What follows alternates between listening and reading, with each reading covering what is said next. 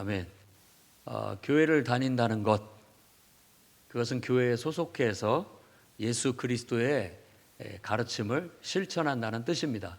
그러니까 나는 예수 믿습니다 라는 말은 나는 예수님의 가르침을 배웠고 그 가르침을 내 삶 속에서 실천하고 살아가고 있습니다 라는 고백과 같은 거예요.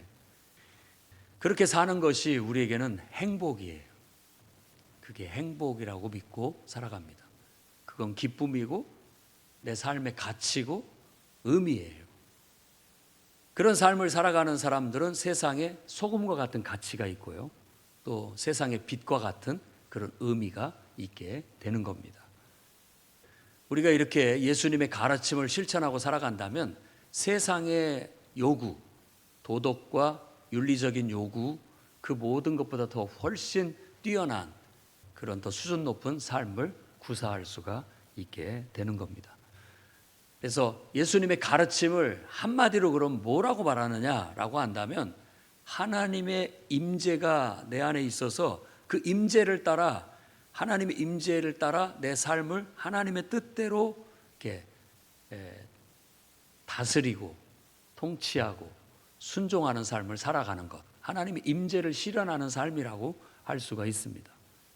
그럼 어떻게 하나님의 임재를 구체적으로 실현하느냐? 그 예로 예수님이 산상수훈에 5가지를 얘기하고 있어요. 그래서 지난 시간까지 우리가 4가지를 얘기했습니다. 그 첫 번째는 살인하지 말라라는 말씀을 가지고서 너희 안에 분노와 감정을 하나님의 임재로 다스려라. 그래서 내 안에 막 분노가 일어나고 화가 나오고 또 이렇게 감정이 막 솟구쳐 오를 때 그 감정이 지배하게 두지 말고 하나님의 임재를 불러 그 감정을 다스려라. 그래서 하나님의 뜻대로 우리 감정이 쓰여져야 돼야 된다라는 것이고요. 두 번째 가르침은 간음하지 말라라는 말씀을 가지고 우리의 욕망이 우리를 지배해서 욕망의 노예가 되면 안 된다. 우리의 욕망마저도 하나님의 임재 안에 다스려져야 된다. 그래서 하나님의 뜻대로 우리 욕망이 발휘된다면 그건 하나님이 기뻐하시는 삶을 살게 될 것이다 라는 거고, 세 번째로는 의사소통입니다. 의사소통에 있어서 지나치게 강조하지 마라. 기명기고 아니면 아닌 것이다. 그래서 말에 신뢰가 있어야 된다. 우리의 말도 그냥 말하지 말고 하나님의 임재 속에서 걸러져서 말을 해야 되고 하나님의 뜻대로 말을 해야 되고 그 말한 것은 하나님 앞에서 한 것이기 때문에 반드시 지켜져야 된다. 그럼으로써 우리가 하나님을 섬기는 사람으로서의 신뢰를 확립하게 된다라는 거였습니다. 그리고 지난 시간에는 그 4번째로 눈은 눈, 이는 이 이렇게 보복하라는 말씀을 가지고서 너희는 악을 선으로 이겨라. 이렇게 예수님이 우리에게 말씀하게 한 거예요. 악의적으로 세상이 너희를 대한다 할지라도 그 악의 속에서 선의를 찾으려고 노력하고 그리고 악으로 똑같이 대해주지 말고 선으로서 그를 대해줌으로써 진정한 변화를 이루어라. 이런 어떤 적극적인 하나님 말씀의 실천을 가르쳤습니다. 여러분이 이런 가르침을 듣고 삶 속에 실천하고 있다고 믿습니다. 잘하고 계시는 거예요. 앞으로도 계속 수준을 높여 가셔야 됩니다. 실천의 수준을 30%에서 60%로 끌어올리고 60%에서 100%로 끌어올려야 됩니다. 그럼으로써 우리가 그리스도인으로서 명예를 드러낼 수 있고 또 세상에 소금과 같은 소중한 역할 그리고 또 빛과 같은 그런 역할을 할 수 있다고 믿습니다. 오늘은 그 마지막 5번째 말씀으로서 오늘의 말씀은 레위기 19장 18절 말씀을 인용해서 내 이웃을 사랑하고 내 원수를 미워하라. 내 이웃을 사랑하고 내 원수를 미워하라 라고 율법에 가르치고 있으나 너희는 원수를 사랑하고 너희를 박해하는 자를 위해서 기도해줘라 라는 가르침을 주고 있습니다.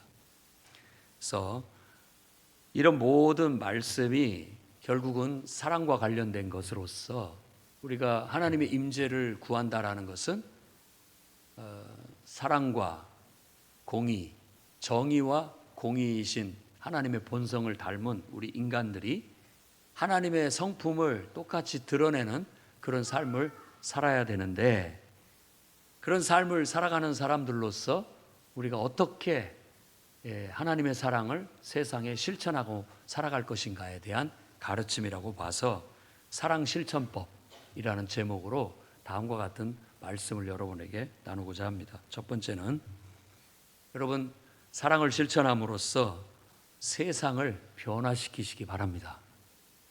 사랑을 실천하는 것은 세상을 변화시키는 작은 운동이에요. 43절에 내 이웃을 사랑하고 내 원수를 미워하라, 이런 가르침이에요. 근데 레위기 19장 18절 말씀은 이웃을 사랑하라는 말씀을 강조합니다. 원수를 갚지 말며 동포를 원망하지 말며 내 이웃 사랑하기를 내 자신과 같이 사랑하라. 나는 여호와이니라. 그러니까 이웃을 사랑하라는 말이에요. 이웃을 내 몸처럼 사랑하라는 그런 가르침이에요. 그런데 이 이웃이라고 하는 한정이 뭐냐면 동포예요. 동포. 그러니까 유대인들은 서로 사랑해야 된다. 그런데 여기서 말하는 원수는 누구냐? 하나님을 알지 못하고 믿지 못하는 이방인들을 가리키는 거예요. 이방인들은 미워하라 라고 성경에 간접적으로 가르치고 있습니다. 시편 139편 21절 말씀, 22절 말씀 보면, 여호와여, 내가 주를 미워하는 자들을 미워하지 아니하오며 주를 치러 일어나는 자들을 미워하지 아니하나이까. 부정의 부정은 강조예요. 그러니까 내가 하나님을 미워하는 사람을 나도 미워합니다. 하나님을 공격하는 사람을 나도 그들을 공격합니다. 내가 그렇게 살아왔습니다. 이렇게 지금 말하고 있는 거예요. 그 다음 절은 내가 그들을 심히 미워하니 그들은 나의 원수들입니다. 하나님의 원수는 나의 원수입니다 라고 하면서 이런 말씀을 가지고 원수를 미워해라. 그러니까 하나님을 싫어하고 하나님을 미워하고 하나님께 적대적이고 하나님께 공격적인 사람을 미워하라는 그런 가르침이 있어요. 그래서 유대인들은 자기 동족들끼리만 밥을 먹고 이방인들하고는 상종을 잘 안 합니다. 그 내용이 신명기 7장 2절에서부터 4절 말씀에 나타나 있는데, 내 하나님 여호와께서 그들을 내게 넘겨 내게 치게 하시리니 그때 너는 그들을 진멸할 것이라. 그들과 어떤 언약도 하지 말 것이요 그들을 불쌍히 여기지도 말 것이며 또 그들과 혼인하지도 말지니 내 딸을 그들의 아들에게 주지 말 것이요 그들의 딸도 내 며느리로 삼지 말 것은 그가 내 아들을 유혹하여 그가 여호와를 떠나고 다른 신들을 섬기게 함으로 여호와께서 너희에게 진노하사 갑자기 너희를 멸하실 것임이니라. 나쁜 영향 받을까 봐 가까이 하지도 말고 상종하지도 말고 함께 어울리지도 말라, 이런 가르침을 주고 있는 거예요. 그게 구약의 율법의 정신이었어요. 그러니까 유대인들은 그것에 아주 투철해요. 유대인들하고 같이 겸상도 안 해요. 밥도 안 먹고 뭐 그런 자기 동족이 아닌 사람들하고 결혼도 시키지 않고 아주 철저한 그런 거죠. 오늘날 우리가 이런 것을 조금이나마 긍정적으로 받아들이는 것은, 우리도 또 혹시라도 믿음이 없는 사람들하고 자녀들을 결혼시키면 같이 안 믿는 사람이 될까 봐, 또 불신자가 될까 봐 우리도 이런 말씀을 어느 정도 긍정적으로 받아들이고 실천을 합니다. 그런데 오늘 이 말씀을 가지고 내 원수를 미워하라는 그 가르침을 예수님은 뒤집어요. 그러면서 주님은 원수까지 사랑해라. 그리고 너희를 박해하는 자를 위해서 기도해라. 박해라고 하지만 여러분을 힘들게 하는 사람들이 있습니다. 불편한 사람들, 아주 상종하고 싶지 않은 사람들 있어요. 늘 나를 짜증나게 하고 내 에너지를 뺏어가고 나를 손해보게 만들 수 있는, 나를 해롭게 만들 수 있는 그런 사람들이 이 박해하는 자라에 다 포함된다고 볼 수 있어요. 그런데 그런 사람들까지 너희의 사랑을 확대해라. 이런 요구예요. 그러니까 참 이런 말씀들을 우리가 받아들이기가 말처럼 쉽지 않고 또 그것을 실천하기는 더더욱이나 어려운 일이죠. 그런데 이것이 세상을 변화시키는 시작입니다. 예수님께서 사마리아인의 비유, 여러분 잘 아시죠? 강도 만난 자가 있는데 제사장이 지나가면서 그걸 보고는 내가 저 피 흘리는 사람은 나는 거룩한 사람이기 때문에 내가 손댈 수가 없다. 안타깝지만 어쩔 수 없다. 레위인도 똑같아요. 내가 레위인인데 나도 거룩한 사람인데 저런 부정한 사람을 만질 수 없다. 지나가 버립니다. 근데 남들한테 멸시받는 신앙인이라고 할 수 있는 사마리아인이 지나가다가 그걸 보고 상처를 돌봐주고 싸매주고 그를 여관으로 데려갔다고 하는데 요즘으로 말하면 병원에 데려다주고 병원 관계자한테 치료비를 내가 대겠다. 이렇게 했다는 거예요. 그러면 예수님이 그 비유를 통해서 우리에게 던지는 질문은 뭐냐면은 누가 이 세 사람 중에 이 강도 만난 자의 이웃이 누구냐라는 거예요. 근데 그 이야기가 나오기 전에 한 청년이 와가지고 어떻게 해야 영생을 얻습니까? 네가 율법을 잘 알지 않느냐? 하나님을 사랑하고 이웃을 사랑하라. 그러면 된다라고 했더니 그건 어려서부터 다 지켜왔습니다. 그러면 제 이웃이 누굽니까? 라고 묻는 거예요. 이웃이라는 게 뭐냐면 그 원뜻이 가까운 사람, 친한 사람이에요. 가까운 사람, 친한 사람. 여러분 가까운 사람, 친한 사람한테 잘해주죠? 여러분과 가까운 사람이 어느 정도가 가까운 거예요? 여러분과 친한 사람이 어느 정도까지가 친한 거예요? 이걸 묻는 거예요, 청년이. 내가 다 잘해줄 수는 없지 않습니까? 내가 어느 범위까지? 촌수로 따진다면 2촌, 3촌, 4촌까지? 이런 식으로 따질 때 예수님의 답변이 이 비유였어요. 네 이웃이 누구냐고 묻지 말고 네가 모르는 불특정 다수, 모르는 사람이라 할지라도 지나가다가 너의 도움이 필요한 사람에게 도움의 손길을 내밀어라. 네가 이웃이 되어줘라. 이런 말이에요. 나하고 친한 사람, 나하고 가까운 사람한테 잘해주는 건 누구나 다 할 수 있는 일이지만 우리는 그 사랑의 대상을 한정짓지 말고 누구든지 네 눈에 도움이 필요하다면 사랑의 손길을 내밀어라. 그것이 세상을 바꾸는 힘이에요. 세상을 바꾸는 힘이에요.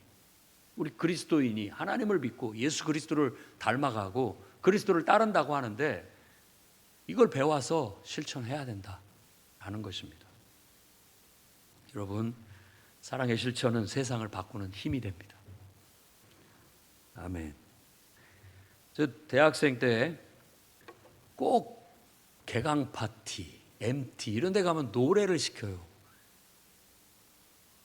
그러면 예수 믿는 사람이 유행가를 부를 수도 없고 그러니까 그때 당시 건전가요를 하나 정해서 불렀는데 그게 모두가 사랑이에요.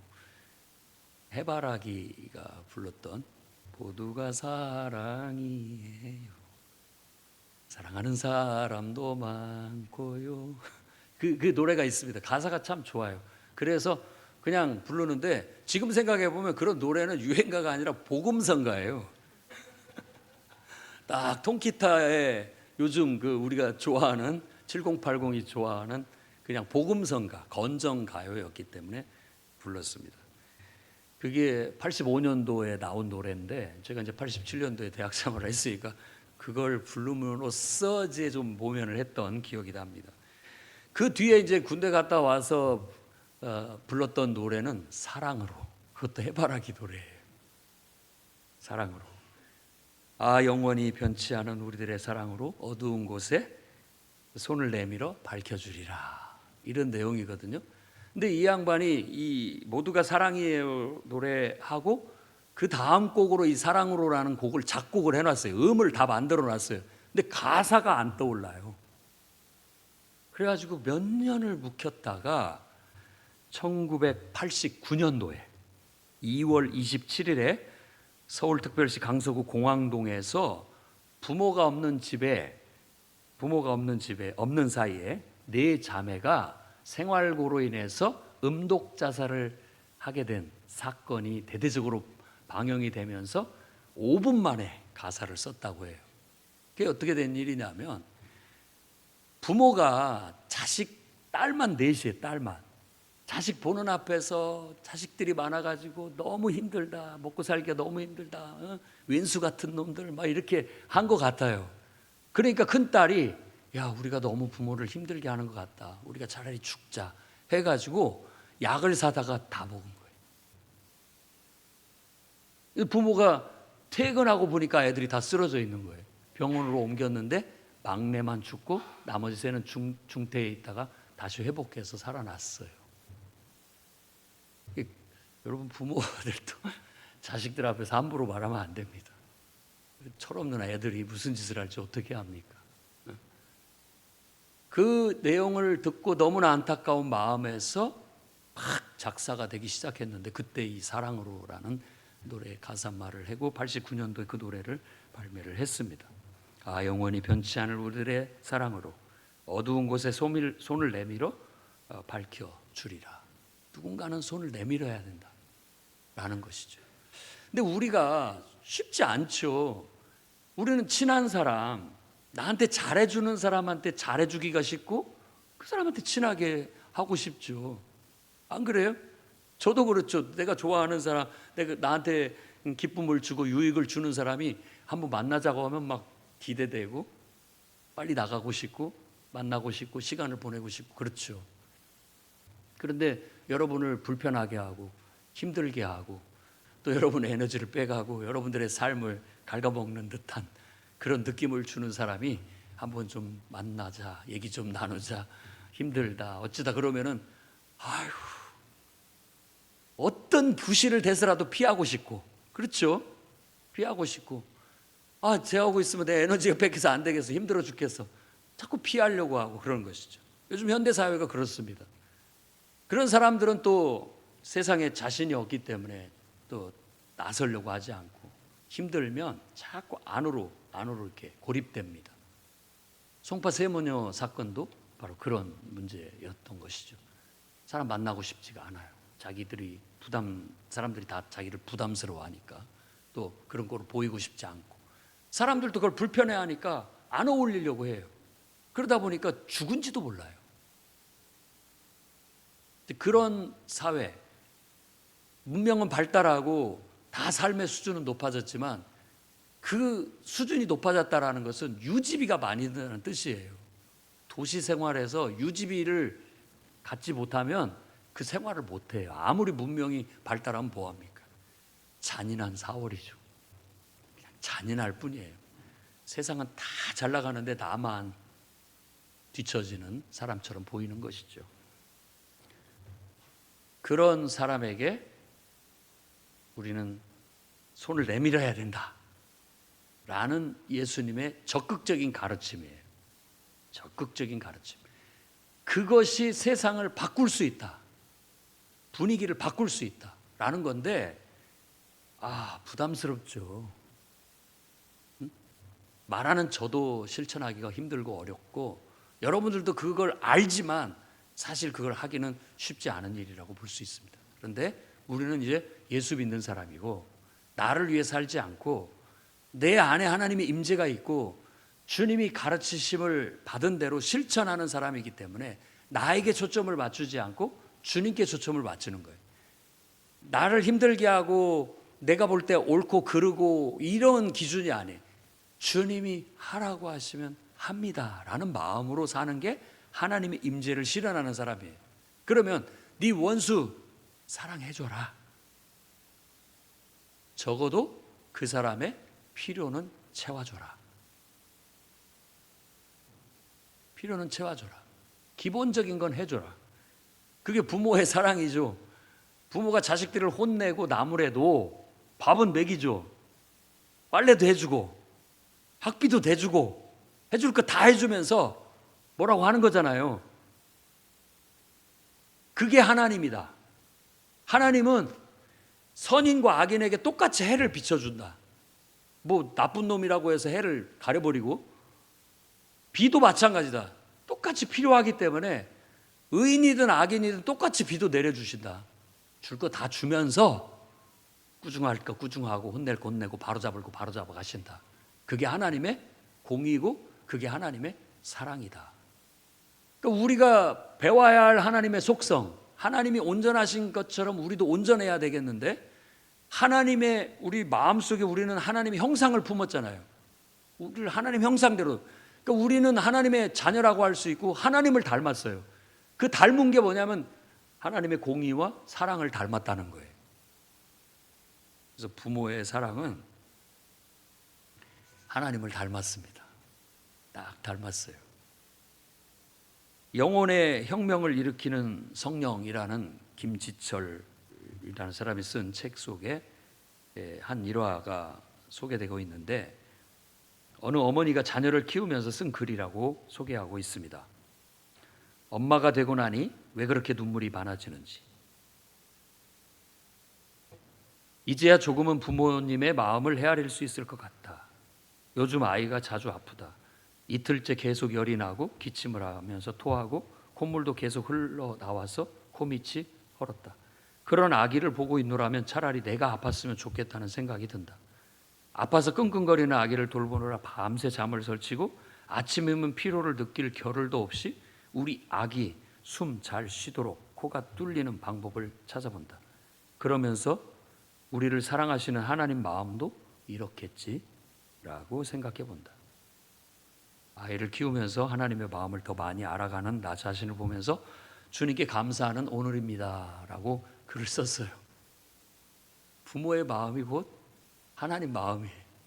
그 마음은, 하나님을 닮은 그 마음은 공의롭지만 자비로워요. 공의와 사랑이 공존하는 것이죠. 에리 프롬도 사랑의 기술이라는 그런 책을 써서 우리가 잘 알고 있죠. 기술이라고도 번역을 하지만 예술이라고도 번역을 하는 겁니다. 사랑은 우리가 생각하는 달콤한 감정이 아니다. 그 예술성을 나타내는 사람들이 애쓰고 수고하고 자기 몸을 바쳐서 그렇게 해서 어떤 예술을 이렇게 표현해내잖아요. 예술 점수를 받는 그런 모든 스포츠도 보면은 난이도 있는 어떤 예술을 몸으로 구현해내면 10점 만점에 10점 이렇게 받듯이 사랑도 똑같다. 사랑도. 우리가 이 사랑도 우리 마음속에 어떤 난이도 있는 어떤 필요를 채워주는 어떤 것을 구현해내야 된다. 그래서 그걸 기술, 예술이라고 표현했다고 생각이 듭니다. 우리가 실천해야 할 일들이에요.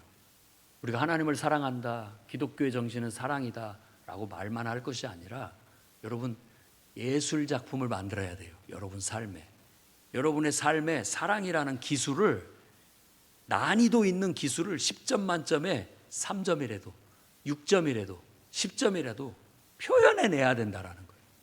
그래서 그 프롬이 말하고 있는 것을 요약해 본다면 그렇게 하기 위해서는 관심이 필요하다. 이 어머니가 아이가 아프니까 밤새 신경 쓰여가지고 밤잠을 설치듯 주변에 있는 사람들에게 관심이 필요하다. 그러다 보면 책임을 느끼게 되고, 그러다 보면 상대방을 존중하게 되고, 그러다 보면 상대방을 이해하게 되고 상대방의 필요를 채워주게 된다. 그게 사랑이다. 말로 하는 사랑은 사랑이 아니다. 그리고 여러분 마음에 감상적으로 느끼는 그것은 그냥 느낌일 뿐이지 그건 사랑이 아니다. 사랑은 기술이다. 사랑은 예술이다. 우리가 실현해야만, 행동해야만, 뭔가를 표현하고 구사해야만 나타나는 것이 사랑이다 라고 말하고 있는 거예요.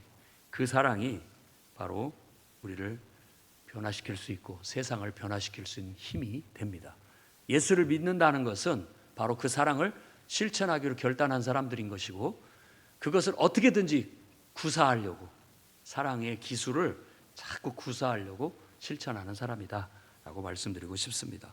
두 번째로는 여러분이 사랑을 실천하게 되면 여러분은 세상에 복이 되고 복의 통로가 될 수 있습니다. 원수를 사랑하고 너희를 박해하는 자를 위해서 기도해줘라. 그 말은 바로 우리가 그들에게 관심을 가지고 그들에게 책임감을 느끼고 그들을 이해하려고 하고 그들에게 뭔가 필요를 채워주려고 할 때 그것이 바로 복의 통로거든요. 아브라함에게도 하나님이 주신 말씀이 비전이 그거 아닙니까? 너는 세상에 복이 될 것이다. 네가 복의 통로가 될 것이다. 그 복은 궁극적으로 예수 그리스도를 통해서 온 세상에 임할 구원의 은혜를 말한다고 보지만 예수를 믿는 모든 사람이 결국 우리가 그리스도의 가르침을 실천하게 된다면 우리도 세상에 복이 되고 복의 통로가 되는 거예요.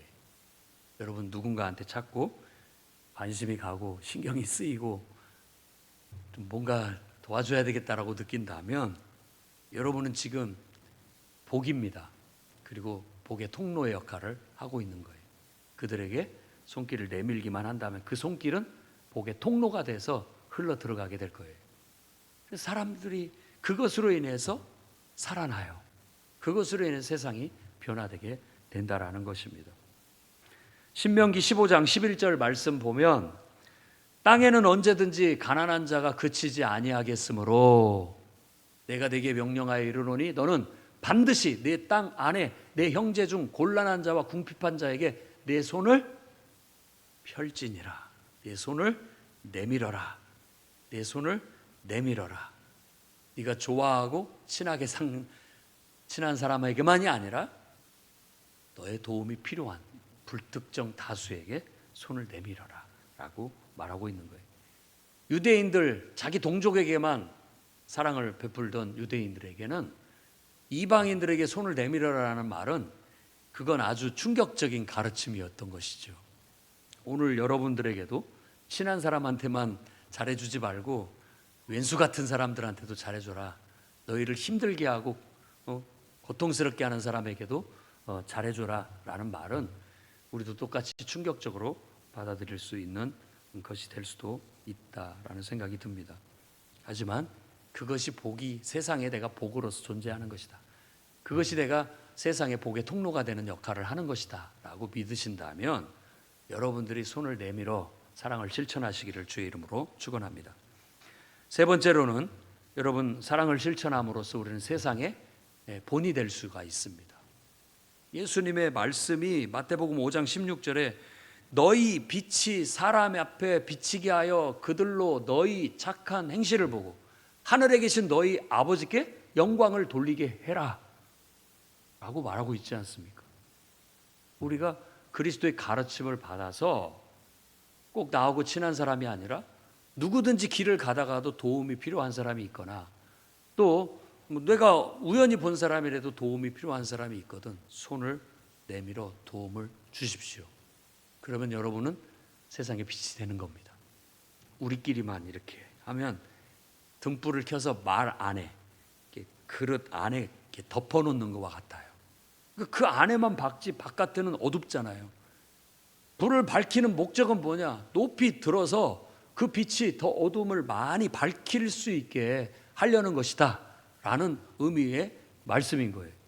그러니까 우리가 정말 그리스도의 사랑을 힘입어서 1만 달란트 빚진 자였던 내가 정말 주님께 용서받고 한없는 은혜를 받았으니까 하나님이 내게 사랑을 베풀어 주셨으니까 내가 사랑받은 자니까 나도 그 사랑을 누군가한테 흘려보내야 되겠다. 흘려보낸다라는 표현이 딱 맞아요. 내 안에 원래 있는 게 아니에요. 하나님이 내게 주신 것이고 그 주신 것을 흘려보내는 겁니다.